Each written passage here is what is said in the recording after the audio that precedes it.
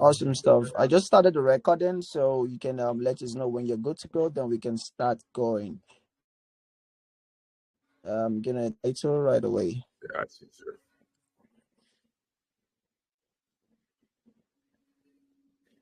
I feel like I'm ready. We'll see what my teammate makes. It's just pretty short notice for him, so I'm lucky he's even being able to drop in. Okay, let's just wait a little bit. Then you can tell us when you're good to go. We can get started. Maybe in the meantime, you can tell me a little bit about your community, so I have a better sense of what you guys are up to, what brought you all together, and what's your focal point in bringing your community together. Sure. So the main point is have been in the space from since I'm gonna say like 4 years to 5 years right now. Since 2021. You get it. So I've been doing mostly podcasts because that was the niche I focused on.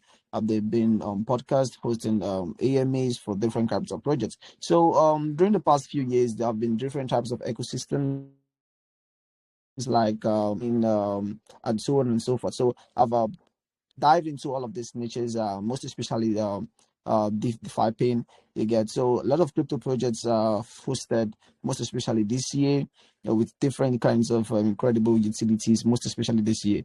You get so our community is based like is like a community filled with upcoming crypto enthusiasts, those who already know how the crypto space works, those who have ideas, those who are ready to invest, those who are just ready to, who are here to widen their knowledge about the crypto space, and those who are here to meet new crypto projects. You get just like yours. Cool. Right on. Yeah. So basically education, which is, a big thing in crypto. I've been in crypto since 2020. I came in right as COVID was hitting. All of a sudden, we all had all this time, right? We're all inside. We can't go outside.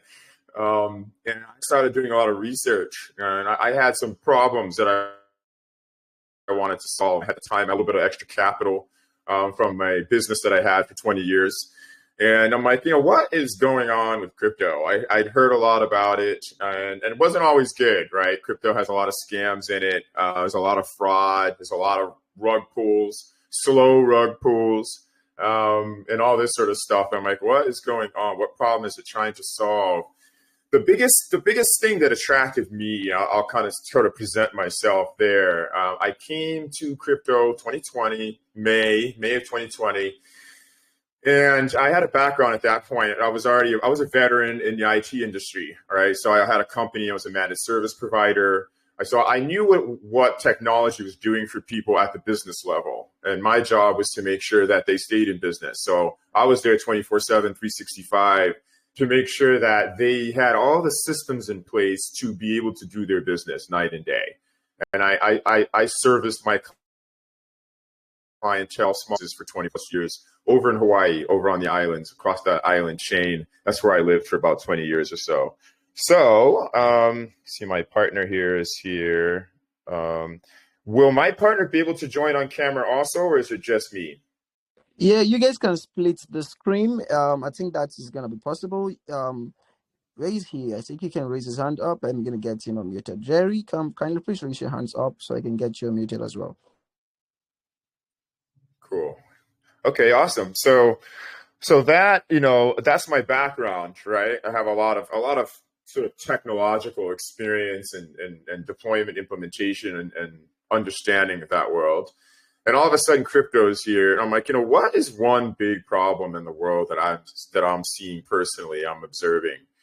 And then the biggest one that I saw that crypto had the best chance at making a dent in or making a difference was the wealth disparity, where 99% of the wealth that is flowing on our planet at any given day is tied up in 1% of the population, right? So a very small group of people on this planet are in charge of the majority of its wealth. And I see the impact of this everywhere. I think we all do. I think poverty is a direct result of this, and all kinds of other social issues, injustices. It's spread across the board. So the way I see crypto as a technology that invites those people to participate in a system that has a mutually beneficial outcome. For them, it's about money, power, and greed, right? So they're going to keep on with that. But if we give them something interesting, something that they want to participate in, something that's meaningful and useful to their ends and goals, and that participation starts for wealth. So this is about transferring wealth and getting it to move out to the edges, getting the power of wealth out to the edges. That was my focus. And so I started getting curious about what projects were aligned with that. My first big ecosystem, my home in crypto from 2020 up until today was Cardano. Cardano was an ecosystem that was principled on science, research methods, and was moving very slowly. And I think it's very frustrating for a lot of people, but has been very stable. We have no downtime. And all the time and the entire time the chain's been running, it has no downtime. And it continues to improve over time. So I stayed with them. I became a stake pool operator, and I've taken 33% of the revenue that the pool earns in providing a service to the network, validating blocks. I take a portion of that and I donate it to saving children. Children, mostly in Africa, Malawi and Ethiopia. And now I have a group of about 600 children that I'm feeding and supporting in Sierra Leone, in Freetown, Sierra Leone. Taking care of them there. Yeah. And so the whole point of that was to say, hey, crypto is not just about, my bags and being rich. And that's part of it. We want to be rich. We want to have money. We want to have wealth. But why do we want those things? And in my case, it's not just for myself. It's also for others. It's for what can I do for the people around me? And the more people start thinking, what can I do for the people around me? Then the world becomes a better place, right? That's an easy philosophy that you can duplicate. And so I saw that crypto had the power of wealth generation and of pushing power to the edges. And that really drew me in. And I think the reason HyperCycle, and more about the project and introduce you guys to it, there's a lot of ways to solve the problems that HyperCycle is trying to solve. The reason HyperCycle is in crypto is because it's the easiest place to innovate the kind of technology that HyperCycle is bringing to the world, right? One of the problems that HyperCycle is trying to solve is we see it now. We see AI is coming into our lives. I have hearing aids that are AI enabled. We have AI on our smartphones, in chats, all over the place, doing all kinds of things for us. Websites are AI driven. As you see, social media is probably the strongest impact that we see, to the point where you're scrolling on Instagram and you're in TikTok, and you have to stop sometimes for longer than usual and ask yourself, is what I'm looking at real? Right? Because sometimes yeah, that's true. That's true. You can't even fucking tell anymore. True. It's getting really good. And generative AI is getting amazing. Myself, okay, I've been in this tech industry for 22, 23 years now, a long time. And when I first got in, it was the manpower of a person plus the manpower of another person, and then your team, and then your output. Okay. And so we would get a job and it would take all of us together to be able to finish that job. Now with AI here at ChatGPT, Grok, Bard from Google, all these different large language models that are running out there, I can call on them with or without a subscription in a lot of cases. I don't actually have to pay for the service if I don't want to.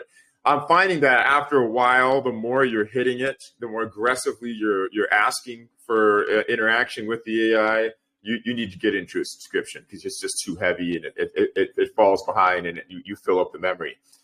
Well, you can get a lot done and you can write resumes, papers, books. It'll help answer all kinds of questions.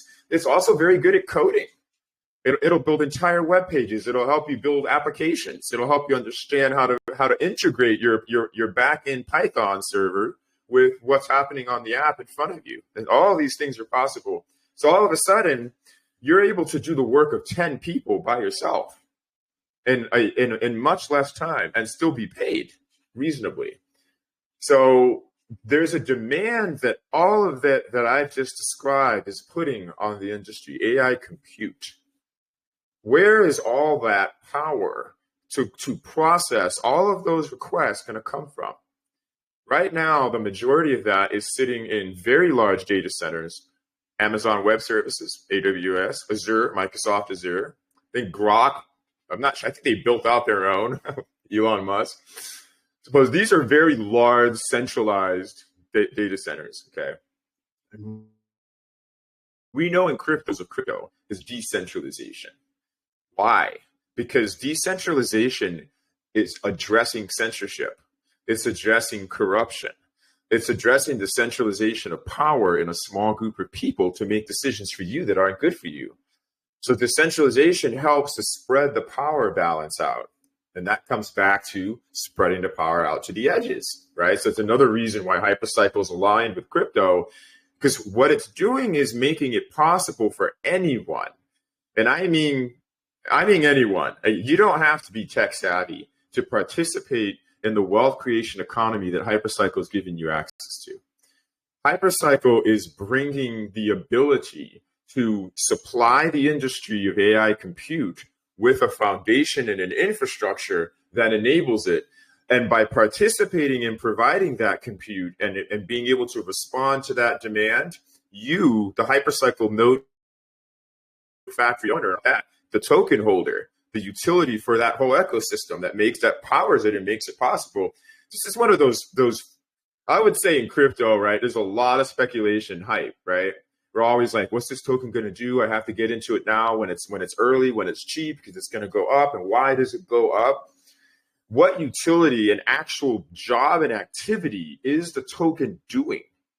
How is it serving the mission and the vision of that project? And with HyperCycle, the HypeC token, it is very deeply integrated into enabling you, if you're holding it, to be able to participate in an economy that generates wealth.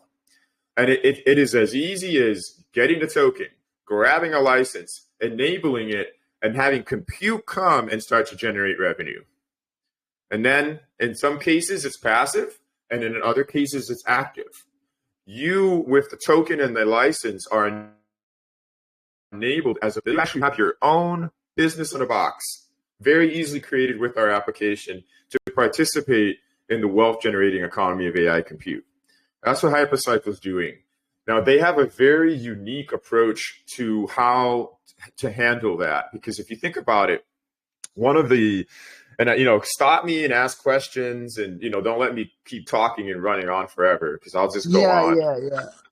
I was trying to wait. So There is one thing I wanted to tell you, based on what you just said. Whenever someone is speaking about something he feels so confident about, you see this fire and desire coming out from them, the way they present the project. So I wanted you to finish up with what you were saying before I ask my questions. So I think I've got the glimpse of what you're trying to explain to us about some of the unique features about your project.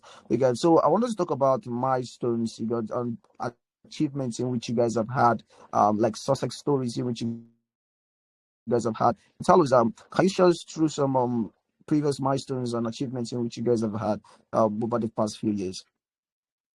okay, I would say probably the easiest way to understand our milestones is to understand what the white paper is delivering, right? And where, so the way you can, for those of you in the audience who are curious about what we're all about, it reads well. It is technical, but it's also layman. So you could read through the white paper that you can get to at hypercycle.ai. You can find it there. The white paper is going to tell you what we're endeavoring to do and how we're endeavoring to do that. And so part of what happens in AI compute is the speed of the transaction between AIs, right? So imagine that, one of the most exciting aspects for me of AI is artificial general intelligence, right? It's the ability for AI to think and be present and to be very intelligent and to be in a conversation with us and to help us and align with what we need, right? At some point, the ability and the intelligence of that AI will supersede what our awesome brains can do, okay? But we have to be ready for looking up to AI. we're already very impressed, obviously, when we go to ChatGPT or Grok, what it's capable of doing. Okay. And if you notice what that AI is doing right now, it's really very neutral. Generally speaking, it's designed to be as unbiased as possible, so that its main mission is to get answers to your questions. It's to serve you. And in some cases, it's so much so that it makes stuff up. I don't know if you guys, I'm sure, have experience in dealing with AI. It hallucinates sometimes, and I think that's because it wants to please us, right? It wants adoption. It wants to be used, and it wants to grow through the innovations that all of its creators have put out there. So, in order for that kind of AI to evolve, the AIs that are involved inside of that particular channel, they have to be able to communicate with each other very quickly. They have to be able to transact with each other autonomously. So you can think of one little AI unit as being a neuron inside of a big AGI brain. Another little AI is another neuron, and they're both capable of performing tasks. So in the world of HyperCycle, the neuron is the node factory. It's the marriage of its licenses and its tokens. When you put those two together, you have what we call a marriage. And inside of that, you enable a machine to host and run AI algorithms, language models, whatever service and applications you bring to that virtual machine. And now that virtual machine is on a network that's transacting with other machines. This is the internet of AI. HyperCycle is the internet of AI. It is the space where AI gets to come in, duplicate itself, and go through that process, the same process that we go through when we're created. We start as one cell, and we divide into the trillions of cells that we are now. The network has been designed to scale to trillions of cells, each independently taking on the operation and activity necessary for the internet of AI. Okay? In order for that to happen, that AI has to be able to transact with other AIs autonomously and on demand. So if the AI it has a task that's too big for its specific cluster that it's in, HyperCycle in its roadmap, in its white paper, has Swarm AI. Bring more of these other AI agents that are running on the network together to complete this task on mission, on time, when within the budget of the contract that it's in, right? So HyperCycle's white paper is bringing it to a place where it can provide this level of service, speed, and sustainability to this particular problem-solving mission that we're on with AI compute. That's what HyperCycle is endeavoring to do. So where we are now, the milestones that we have gone through, the milestones that we have gone through to get to where we are now within our white paper. Right now, what you can do, you can buy tokens, you can buy licenses, you can marry them in an application, puts them into a contract, and enables you as a node factory owner. That node factory is the business unit that allows you to do a few things. You can actually delegate some of the revenue that you'll be earning in compute to other people. Within the contract and the application of that node factory, you can decide if your family, you can actually put your family members in there and say, you're going to get 5%, you're going to get 20%, you're going to get 30%. You can do that within the node factory. It enables you to be a business that's enterprising within the AI compute economy. Okay? So what that also does is enable compute to happen. And it makes it possible for you to take on a task from the network. Some AI generation comes in and says, we need all this power, and we need you guys to provide that compute for us. In order to participate in the revenue stream that they are bringing to us, you have to have a node factory. The node factory enables you to be able to respond to that demand. And whatever part of that demand you meet, that's the revenue that you see. In some cases, that's passive. In other cases, you yourself, as now a node factory owner, are participating in marketplaces out there in the world because you're able to provide AI compute. So HyperCycle is making it possible for you to conduct business in the AI compute industry, which we know has no limit. We know the demand of that. There's no limit to that. We're creating a big global brain right now. So there's Okay. this sort of unending need for that, and we're participating in it. That's what HyperCycle is doing. That's awesome. That's awesome. Speaking on the privacy aspect, to know in what ways does HyperCycle maintain enterprise grade security and privacy? I don't know if you can take us through that aspect. Yeah, so that's a little more on the techie side of things as far as how that's all done and the code base for all of that.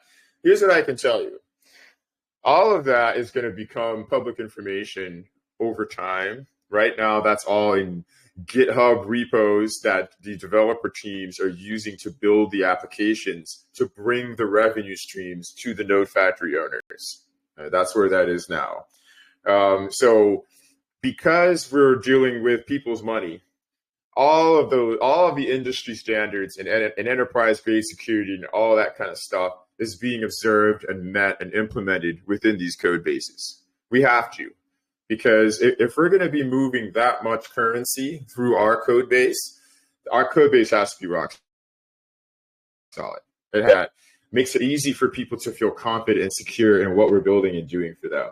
The people who know more about those specific things are unfortunately not with me right now. Those are our other team members in our tech stack.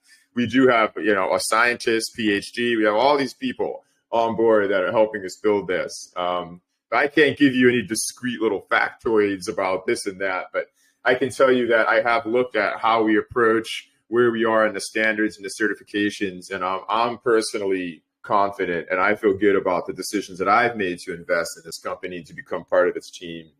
I do see behind doors. Obviously, I'm in those circles, I'm in those meetings, and I get to see these people coming together, creating, solving problems day after day, trying to deliver this white paper and all of its solutions to everyone who's invested in us. So I'm highly confident in the activity of the company. That I hope that answers your question. I know it doesn't have all the great, Yeah. gritty details, but I can tell you that as a company that's out there that already has a large following, we have a large investment, we have an advisory board, and all those great things.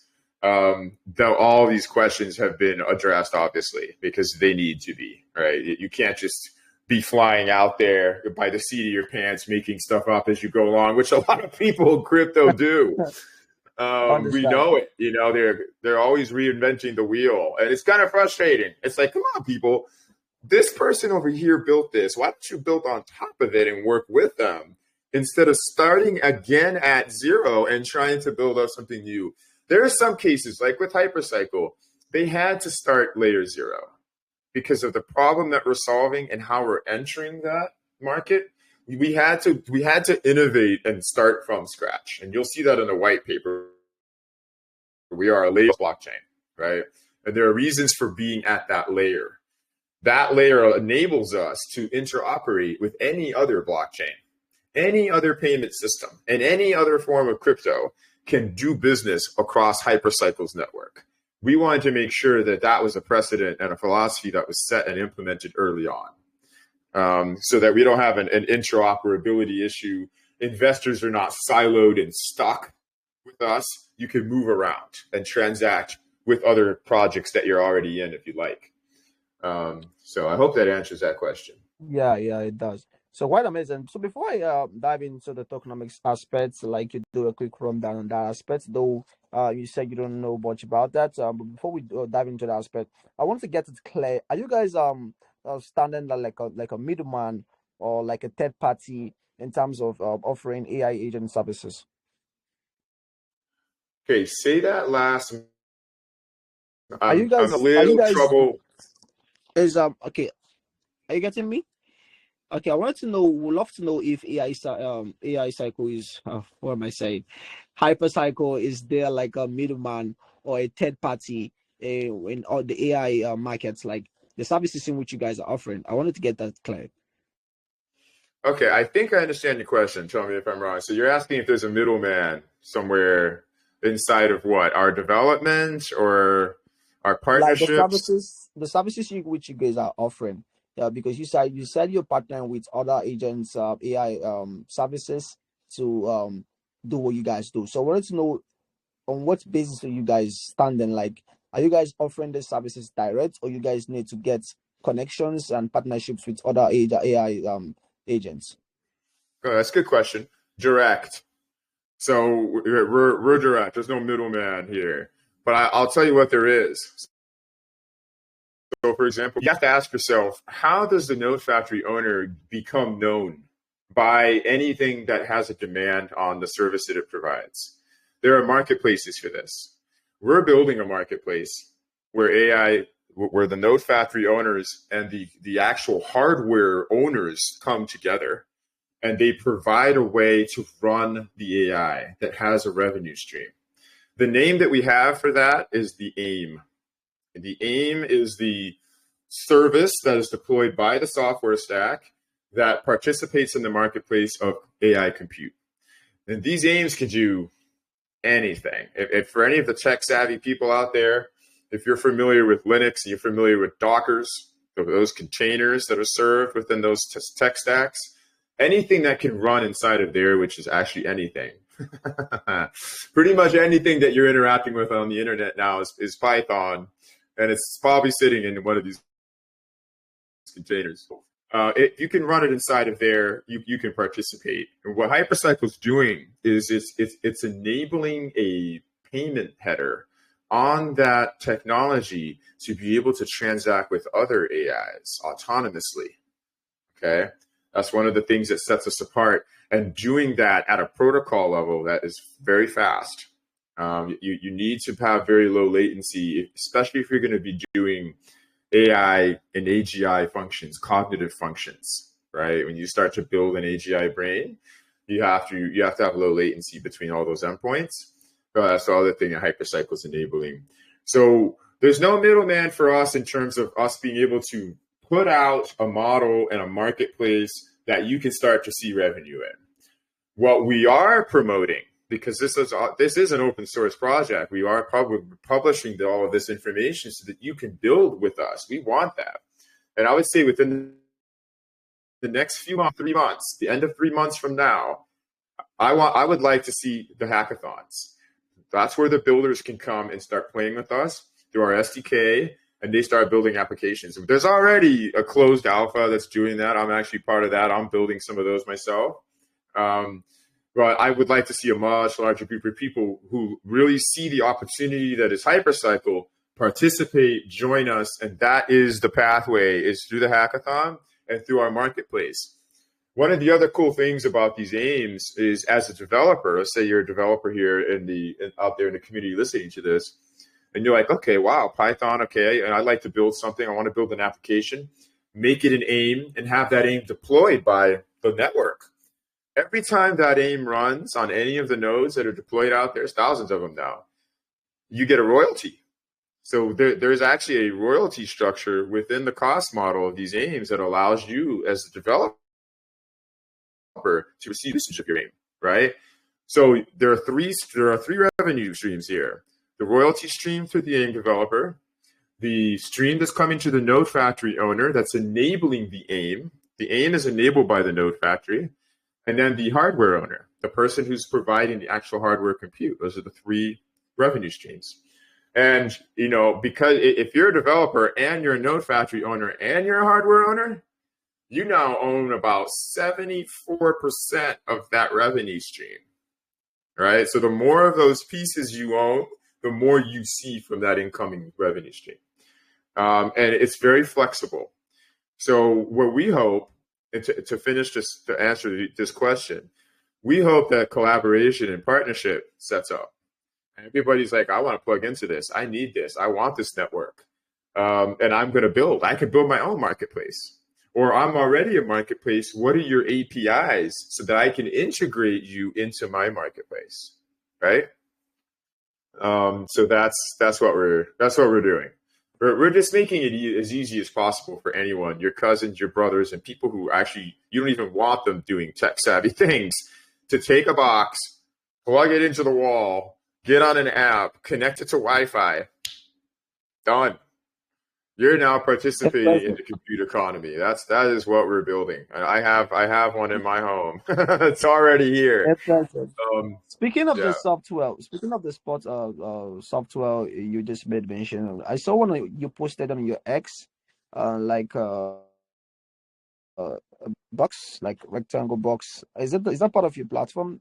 Like some of the AI stuff you which you guys have. HyperCycle has been written on it.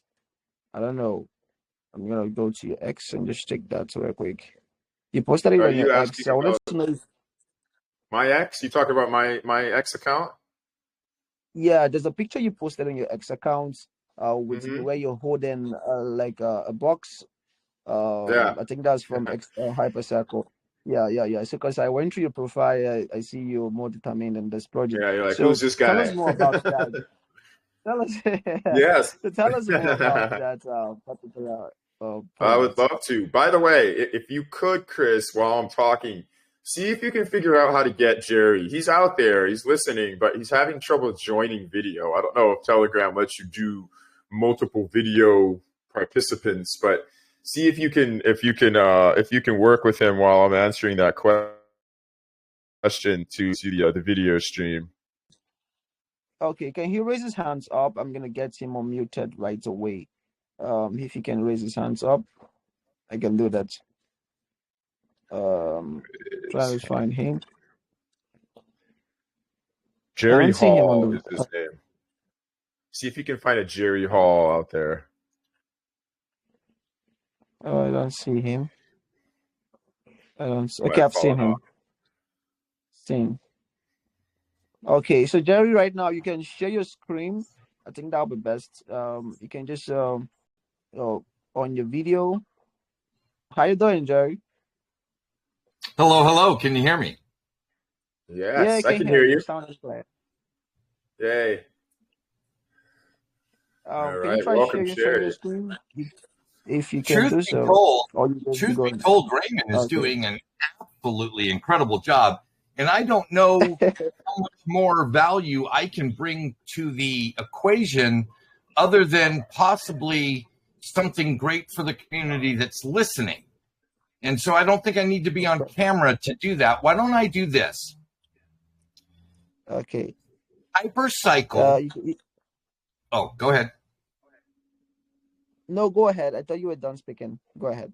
No, I was just going to say what I can bring to this unique AMA is a little giveaway, right? And so one of the things that we could do is for all the listeners, if you can find at HyperCycle AI on X, go to our X and our most recent post.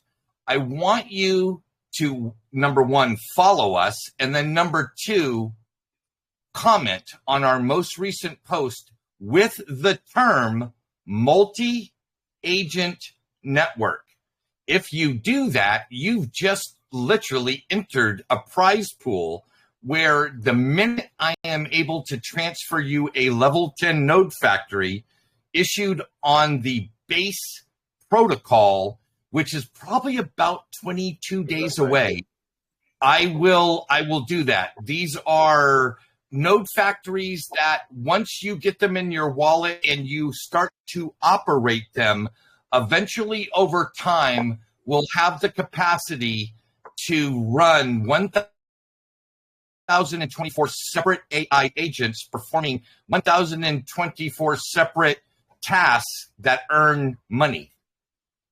Now, this is obviously something that Raymond will get into more detail with the construction of our nodes and the delineation of the binary distribution of them as they complete certain requirements for that distribution. But I think it would be really cool to have a little skin in the game from the audience here today. And so I will ensure that 3 level 10 node factories get issued to 3 of the people that do what I just asked. Follow us on X, go to our most recent post, and comment using the term multi-agent network. That will let me know that they were a listener of this particular AMA. Does that make sense? Yeah, sure it does. Sure it does. So guys, Awesome. we're Thank And you just then so let me, much, then Jerry. let me That's turn it. great. run along. Yeah. Then let me turn this back over to Raymond. And Raymond, I would just ask that when you get towards the end of this, ask any potential developers who are interested in learning more to contact me at jerry@hypercycle.ai. Got it. Impressive. Awesome. Thank you so much, Jerry. That's Impressive. great. You're Thank welcome. you very Yeah, much, Jerry. yeah, So that's over to you. fantastic. Yeah, quite impressive and great as well. So over to you, Raymond. So we would love to ask, in terms of the partnerships in which you guys have had so far, also on the advisors related aspects. So I want to know if you guys have had any sort of partnerships or advisors so far that has been working with you guys, or you guys are planning to do so. Yes, we do actually. I'm not sure how much I can share about our advisor circle. Some of it's private. I could say that I'm very excited to see some of the people that I see in there. Some big heads in there, with great ideas and awesome connections to the rest of this industry and other industries as well. I could speak to the largest partnership we have. We were able to secure a partnership with YMCA. And I'm sure a lot of you guys have heard of YMCA. It's a global company. They've got 11,000 offices spread around this world and 65 million users. So they came to us because they're like, well, we have agents and applications that we want to run. And what's the best way to do that? And when they saw what HyperCycle was doing and how we were doing it, they joined up. So YMCA is our largest partner. We have other ones that have not been announced and I can't share with you that will come through our announcement channel that I'm really excited about. Some big names that are out there that are just stoked about how we're doing things and the team that we have. They're coming. But that's the biggest partnership that we have right now. I was really excited to hear about that one. I grew up with YMCA.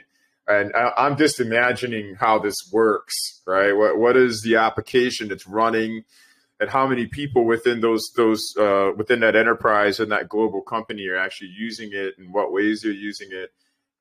So we're excited to have them on, and that was a big partnership for us. Quite impressive. Great stuff. So moving forward, in terms of the marketing aspects, I would say you guys, looking at the kind of project in which you guys are building, I would say you guys are that kind of project that are looking for investors, or looking for a lot of persons to join in, or trying to get that massive adoption. So tell us, how you guys doing the marketing? Are you guys doing any sort of marketing, like to get more individuals on board on your project? Yeah, we are. Our marketing team is actually pretty impressive. We do. You have to. Because at the end of the day, especially when you're building and you're innovating, and you don't have something that you can just run on a mobile app right in this moment, but you're building up to it, you have to build that following, and keep people in the know of what it is you're doing and when you expect to be able to deliver on these milestones. So our marketing department is hitting. I know it's on Twitter, obviously. It's on Instagram. It's on Facebook. I think we even have a TikTok channel. And so we're starting to see the followings of those channels go up. We're seeing more engagement coming. Twitter is, I think, our strongest one. And then I think that's followed by Facebook and Instagram and TikTok. And then we also have other interesting campaigns. If you think about this market that we're in is so cutting edge, and we're innovating at it. We're innovating at the cutting edge. So there are terms that are being created, new terms that have not even been said before, or that are just starting to be said within our industry. So there's a lot of SEO optimizations that our marketing campaigns are doing to make sure that when people go searching for these things, we're the first ones to come up, right? So you have to be very forward thinking in how you establish yourself there. Because when you have an industry that is developing and literally on the cutting edge and creating some of the terminology that is going to be used in industry, that's what happens, right? You become the vocabulary, which is challenging in some respects, because it's difficult to have a roadmap when you're also generating the vocabulary of the industry that you're in. But that's what the marketing is doing. The marketing is there to educate and inform everyone who's interested in this wealth creation economy that we're helping everybody participate in. That's what HyperCycle is doing. We just want you to make it easy for you to participate in an economy that is huge, big. We know how big this economy is and how big it's going to be. So this is a very good time to join in and start participating in something that's going to take care of you, basically. That's why one of the reasons I joined. I just saw a strong team. I saw a great tech stack. I had enough background in the industry and different blockchain projects that I was already a part of to know that we were unique and special. And I wanted to become a part of the community. And I love our Telegram community. We have a lot of people in there that really care about the project. And we also have people that push back on us. They're like, hey, what about this? How come this hasn't been delivered? Why is it taking so long? Why are you having a problem with this? Those are all the normal activities of a community engaged and invested in your performance and in you delivering, right? So I actually appreciate the genuineness, I guess you could say, of our community. A lot of it is invested for long term. The tokens are in free market, and I can talk a little bit about the tokenomics if you like. Just some standard, things and where you can go. Yeah, you can touch on that aspect. I'm talking. But yeah, so that's where we're at. I could do a screen share. Actually, it would probably be a good way to show you what's happening with our tokenomics. Let me know if you want me to do that. Sure. You can do that. I'd love to see and see how it goes and learn more about the token. Okay, share screen 2. I've got 4 screens. It just makes it so much easier to multitask and be able to do things. We can't see it yet. I don't know. We can see this. Okay, I can see this from now. Okay, awesome. So here we have. I'm just going to walk you through the page. This is, it's like a coin market cap or a coin gecko or whatever. This is crypto rank. And crypto rank is one of those coin market cap type websites that it is displaying and representing the tokenomics of HyperCycle the most accurately. They know what our fixed supply is, what our max supply is, what our vesting schedule is, what our releasing schedule is, and all of that, what our market cap is, and all of that. So it's nice actually to have a tool like this that has that information. So over here on the right, you'll see our max supply. You see where our circulating supply is, 186 million. You see when our next unlock is from the vesting schedule, and I'll give you guys a screen on that here shortly. You see where our all-time high is, our all-time low, and where we are from our all-time low. And this is just in the last, I would say, 2 weeks. We're up quite a bit. It's probably one of the reasons why you guys are paying attention to us. It's because there's been a lot of surge with HyperCycle lately. Part of that is coming from a large group of investors that are taking their licenses that they've had and they are enabling them. And the way to do that is to get access to the tokens. You have to buy the tokens. There's 1,024 tokens that are married to each license that creates the node factory. Okay, so for those of you who are recipients of those node factories, there'll be 1,024 tokens needed for each of those. And those node factories in particular will enable you to split 10 times. So after all these, I'll get into the splitting here a little bit later when I move through the tokenomics of what's happening. Okay, what else do you want to see here? Maybe the vesting schedule, a good thing to see. This is the total distributions, who got what's unlocked, what's locked, and this is the vesting schedule for all of those unlocks and all those particular distributions. So I would say CryptoRank.io, HyperCycle is the best place to really get an awesome look and view on what's happening with HyperCycle's tokenomics. I hope I've answered most of your questions. That's pretty much the gist of it. Yeah, all clear. Like every single thing information right now is detailed and it's clear on the screen. Very impressive. The price on is that an all-time high? Like, what has been the all-time high for the price of the token? And say again. What has been the all-time high, like ATM of the price of the token, and also the market cap, And why do you guys choose a very low supply? Okay, those are all good questions. There's science that is behind this particular tokenomics. You know how tokenomics are. You can have too much, you cannot have enough, right? There's always this prediction that especially with fixed supplies, right? Because you have a conscious, this is what you got. So the idea here, and one of the things to keep in mind, what the token is doing when it enables a node factory is it's bonding to a license. 1,024 tokens are bonding to a single license. Okay. When that license when that node factory has performed, meaning the network sees that it's up, the network sees that it's available. The network says, "Are you there?" And the node factory says, "I'm here." Okay, it's active in a very basic form of compute called tooling. That develops a reputation score. That reputation score, when it reaches 2.0, guess what happens to your license? It splits. You didn't buy another license. It just split. So that one license is now two. That can happen 10 times, but it's binary. So you end up with 1,020, one token to each license. Each one of those licenses capable of running one AIM. So that AIM is what is generating revenue.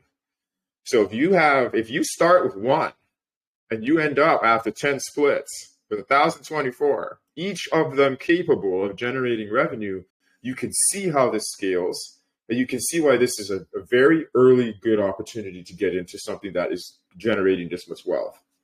So the tokenomics and the supply are designed to make sure that we can meet the way that network is designed to scale and split and continue its marriage out to 1,024 per license. That's how that tokenomics was designed, to make sure that our license pool and our token pool are matched with each other. And we're able to scale and meet those demands in a very large number. That's a lot of compute.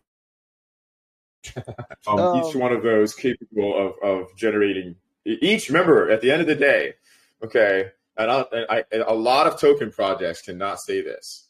Each one of those tokens, each one of them, are capable of generating revenue. Each one. So each token is very valuable. And as time, people will see that.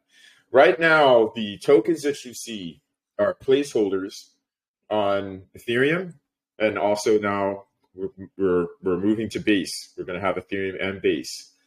The movement to Base was the impetus for that was, until recently, where Ethereum decided finally to bring their fees down. Base was faster and lower fees, and so we wanted to stretch out to Base. But Base in their contract language also allows us to do unique, more advanced features with the node factories that Ethereum is not capable of doing. So that's another reason why we move to add more features. So right now, for those of you who are interested in investing and becoming a part of this, we're in a window of time between now and May 14th, where we're offering a very special suite of features, business enablers, guidance, mentorship, videos, tutorials, everything to help you build your business and be successful in the AI compute economy. That package is called C8. And you will get that package free of charge if you have a node factory, at least one node factory in the snapshot that happens on May 14th. Okay? That's about a little over 3 weeks from now. If you're in that snapshot, you're enabled for the advanced node factories that are being deployed on Base after the snapshot. Okay? Just keep that in mind. But I think I answered quite a few questions. I don't know. You did. I see a lot of members already asking me on my DM, wouldn't there be questions from the community? So I won't love to waste much time. I see a lot of test questions as well, but I would love to take the voice questions before we take some test questions, which will be the last aspects of the questions from our end. You guys, so community members, kindly raise your hands up if you have a questions, or you can send me your questions via my DM. I'm gonna present it over to Raymond. So I think we're gonna start it with Space Girl. Space Girl, you can speak. Okay, can you hear me? Hello, Raymond. Hi Yeah, we can hear there. I you. can hear you. Okay, so my question is simple. Yeah, Your so voice is a bit I low. want Can to you please know. speak louder? Yeah, if you speak a little louder, it will help me.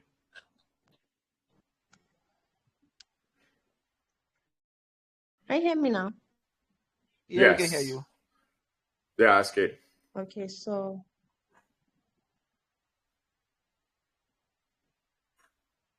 my question is, how does HyperCycle support regulatory compliance on both the local and the global levels? Okay, I think I want to make sure I'm hearing your question right. How does HyperCycle support, did you say regulation? I'm not sure if that's what I heard. Can you speak louder, the Space Girl, please? Or Okay, maybe Like I a type bit said, louder. how muffled. does Yeah, I said, how does the HyperCycle support regulatory compliance, on both local and global levels? It's a great question. You're in the crypto space. So you kind of want to know how it's doing. Um, I don't have an immediate answer for you. It's not my department. Um, but I will encourage you to join our Telegram community. We have quite a few admins that are managing, monitoring that channel that would like to answer that question.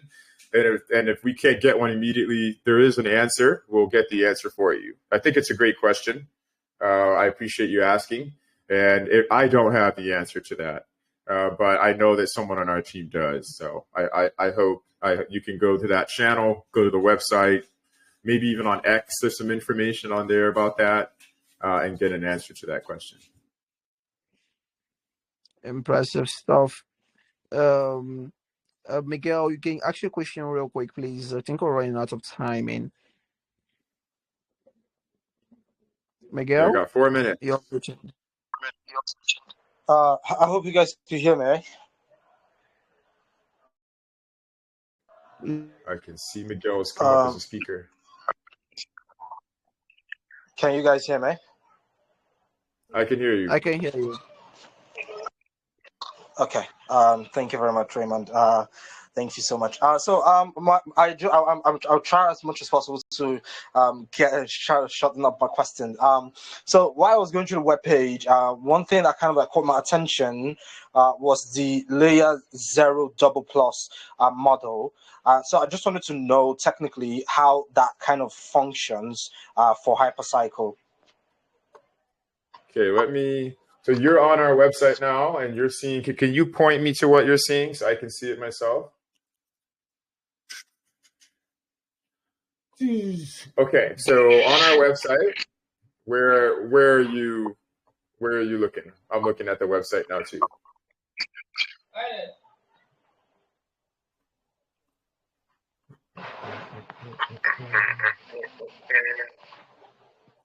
I don't know if you're still there, Miguel. I can't hear you.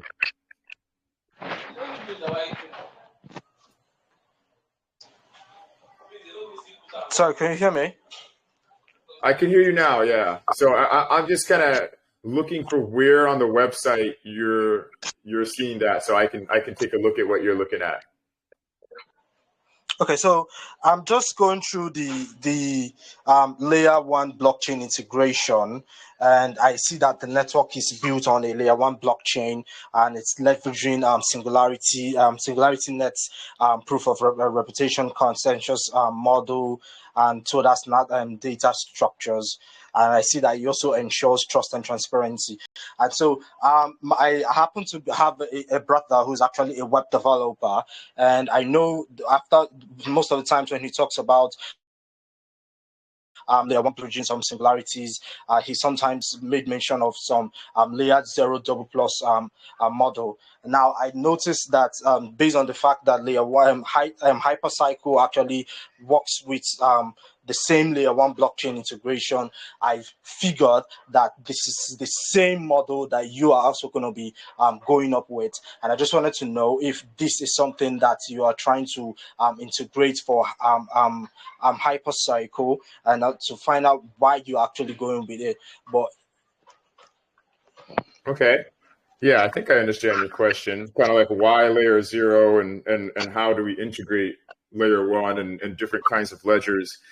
One of the things when I came to HyperCycle, I came from Cardano, right? And Cardano has a ledger state, a global ledger state that it keeps. So every block that's made is propagated and shared with every other block. They validate, they come up with confirmations, and then they move on to the next block. So the accounting model, the unspent transaction accounting model of Cardano and also of Bitcoin, by the way, for those of you who don't know that, they share almost the same accounting model. Cardano just extends it and makes it operable with smart contracts and DeFi and all that kind of stuff. In those states, you have a global ledger state where everything on the network has to be aware of and have knowledge of everything else. And that ledger state is kept in the ledger. In Cardano's case, that ledger is quite large. It's over 200 gigabytes right now. And I'm guessing if Bitcoin is even larger than that. So in a network like this that has a low latency, high speed microtransaction output that's happening, layer zero, there's no ledger state. There's no global state. There's nothing that says that every node needs to know what every other node is doing. Okay, work independently, nodes can work in clusters, and nodes can swarm. And layer 0++ is what makes that possible. You can bring in a layer one, you can bring in a ledger if you like for those kinds of transactions, for privacy issues, for transparency, audit trails, whatever layer one is doing specifically, and whatever its consensus model is, its consensus protocol, you can do that if you'd like for whatever use case you have.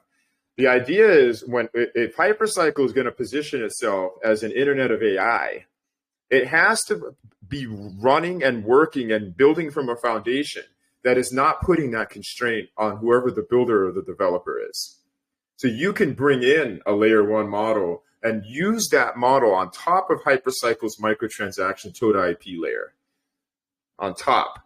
So we're handling all of the interactions that are happening between the AIs and how they transact with each other.